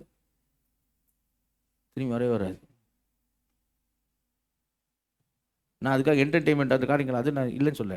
அதுக்காக நீ உங்கள் லைஃபே வந்து என்டர்டெயின்மெண்ட்டாக தான் இருக்குது. நான் கூட தான் எல்லாம் வாட்ஸ்அப் யூஸ் பண்ணுறோம். அதுக்காக வாட்ஸ்அப்பில் இப்படி ஒரு இதை எடுத்துக்கிட்டு இப்படியே பண்ணுக்கிறோம். சிலர் பாராட்டி இப்படியே தான் இருப்பான். அவனுக்கு கொஞ்ச நாள் அவன்ட்டு ஃபோனை வாங்கிட்டீங்கன்னா கூட அங்கே ஃபோனே இருக்காதான்னு விதம் பண்ணிப்பான். ஏன்னா அவன் லைஃபே இப்படி ஆகிப்போச்சு.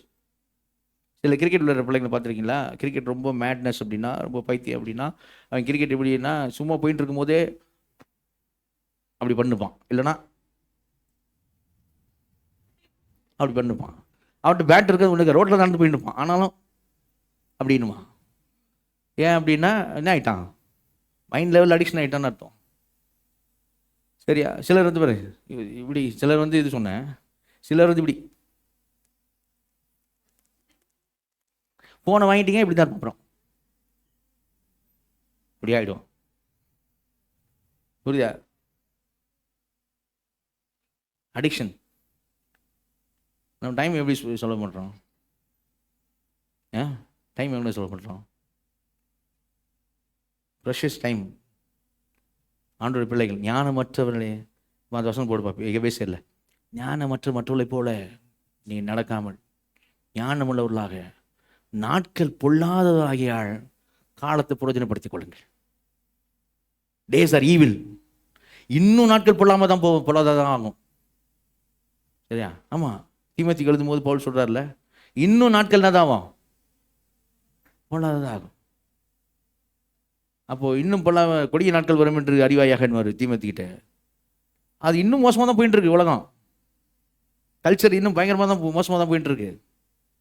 இன்னும் மோசமாக நீ என்ன பண்ணுற அப்படி தான் பைபிள் ஆண்டவர் கேட்குறாரு, ஆவியானவர் கேட்குறாரு. நீ என்ன செய்கிற? டைம் என்ன பண்ணுற? நிறைய ஃபேமிலியிலேயே ஒரு இது இல்லை தெரியுமா? சேர்ந்து உட்காந்து சாப்பிட்டு ரொம்ப நாள் ஆயிருக்கும். அதில் சாப்பிடும் போதே இங்கே ஒருத்தர் இப்படி ஒன்று, அங்கே அவருக்கு வந்து அப்படி பண்ணிப்பாங்க. என்ன வந்து என் கமிச்சுடு ஆட பையில முதல்ல இப்படியா இருந்துச்சு? நம்ம லைஃப் முதல்ல எப்படியா இருந்துச்சு? நம்ம அம்மா அப்பா சின்ன வயசில் இப்படியா இருந்தது? சேர்ந்து உட்காந்து சாப்பிடும்போது எப்படியா இருந்தது?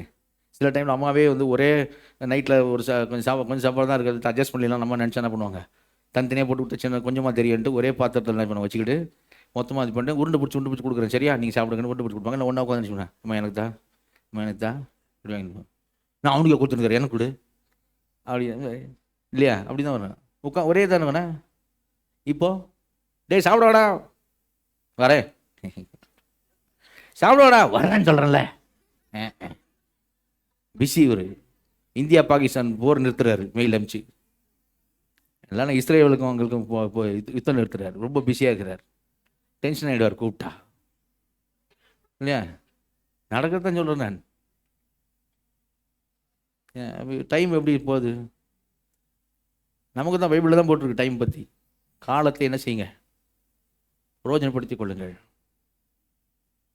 சிலருக்கு எப்படி டைம் முன்னே தெரியாது. எங்கே போகலாம் யோசிச்சு, எங்கேயா போகலாமா, சுற்றி வர்றதுக்கு எங்கேயாவது சுற்றி வரலாம் இல்லையா. அந்த டீ கடைக்கு போயிடலாம். டீ கடைக்கு போனான்னு நான் சொல்கிறேன், நான் கூட போய் இஞ்சி டீ சாப்பிடுவேன். ஆனால் டீ கடையில் உட்காந்து பேசுங்க அப்படி இல்லை. அப்படியே பேசணும் ஆர்டர் பற்றி, ஊழியத்தை பற்றி அந்த மாதிரி டிஸ்கஷன் தான் இருக்கும். அப்படியே பேசினாலும் வெட்டி கதை கிடையாது, கிளவி பேச்சுன்னுவாங்க பைபிளில், அது மாதிரிலாம் இல்லை. அவங்க மார்ச் மேடையில் இருந்து அவங்க அப்படி தான் என்ன செய்கிறாங்க, அவங்களோட பொழுதுபோக்கே அதானா. நம்ம பொழுது எப்படி போயின்னு இருக்கு, நம்ம பொழுது எப்படி போகுது சரியா. இப்போ அப்படி என்ன சொல்கிறாரு, காலத்தை பிரயோஜனப்படுத்தி கொள்ளுங்கள். ஆண்டுடைய பிள்ளைங்க, see our God is God of discipline. Our God is God of discipline அப்படின்னா ஒழுக்கத்தின் தேவன். அந்த ஒழுக்கத்தை அவர் பிள்ளைகளிடத்தில் அவர் எதிர்பார்க்கிறார். நல்லாலே இல்லையே சொல்லுங்கள். அப்போ இந்த டைமு எவ்வளோ இருக்குன்னு பார்த்துக்கிட்டு, இவ்வளோ இருக்குது அப்படின்னு நீ இனிமே அதை எப்படி பிரயோஜனமாக பயன்படுத்த போகிற, அவருக்கு பிரியமா, அவருக்கு சித்தமானது, ஆனால் அதில் எப்படி பயன்படுத்த போகிற. அவர் அறிகிற ரயில்வேயில் நீ எவ்வளோ டைம் ஸ்பெண்ட் பண்ணுற, நித்தியத்துக்காக எவ்வளோ டைம் ஸ்பெண்ட் பண்ணுற சரியா. அவர் சித்தமான விஷயத்தில் எவ்வளோ டைம் ஸ்பெண்ட் பண்ணுற, இல்லை எதில் உன் டைமை நீ ஸ்பெண்ட் பண்ணுற, எதில் ஸ்பெண்ட் பண்ண மாட்டேன் முக்கியம் இல்லை. 3வது காரியங்கள், நிறைந்து கொள்ளுங்கள். அதை நம்ம அடுத்த வாரம் பார்ப்போம் சரியா. இன்றைக்கி ஆண்டவர் மட்டும் பேசின 2 விஷயம். ஒன்று சொல்லுங்கள், ஒன்று எப்படி கடிந்து கொள்வது, வார்த்தை இல்லையா, வாழ்க்கையில் கடிந்து கொள்ளுங்கள். Are you walking in the light R the darkness? நீ வெளிச்சத்தில் நடக்கிறியா, இருளில் நடக்கிறியா? 2வது கொஸ்டின் கேட்க வேண்டியது, நேரத்தை எப்படி செலவு பண்ணுற, எதுக்கு செலவு பண்ணுற, பிரயோஜனமாக செலவு பண்ணுறியா டைமை? இது 2 கேள்வி தான் உங்களுக்கு கேட்கணும் இன்றைக்கி. ஆண்டவனோட பேசுகிற விஷயம், நான் வெளிச்சமாக இருக்கிறேன்னா என் வாழ்க்கையினால் மற்றவங்களை லைஃப் கடிந்து கொள்ளப்படுதா சரியா. உணர்ந்து கொள்ளுங்கள். உணர்ந்திருக்கனா இந்த இந்த ஆண்டு தந்திருக்கு இந்த வாழ்க்கையை நான் அவருக்குன்னு வாழணும், அவரை இன்னும் அறியணும், அவரை இன்னும் கெட்டி சேரணும். அப்படி இருக்கியா? அது ஆர்வம், தாகம், வாஞ்ச அப்படி இருக்கீங்க, இல்லை வேறு எதுலையா இருக்கா நட்டம்? You need to ask ourselves. நம்மளே கேள்வி கேட்கணும்.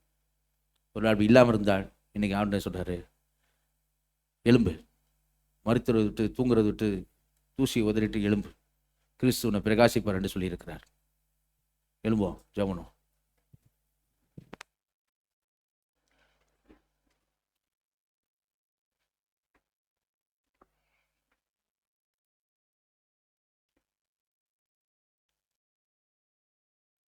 நம்ம எல்லாருமே கண்களை மூடி ஆண்டவரை கேட்போம். ஆண்டவரே, வெளிச்சத்தின் பிள்ளைகளாய் நடந்து கொள்ளுங்கள், நீங்களே வெளிச்சமாக இருக்கிறீர்கள்.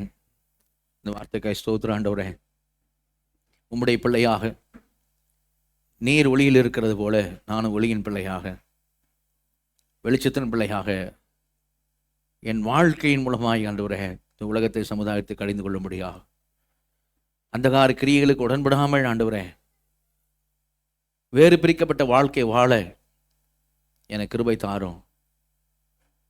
என்னுடைய காலத்தை, நேரத்தை நான் பிரயோஜனமாய் பயன்படுத்தி கொள்ளதற்கு எனக்கு உதவி செய்யும் ஆண்டவரே.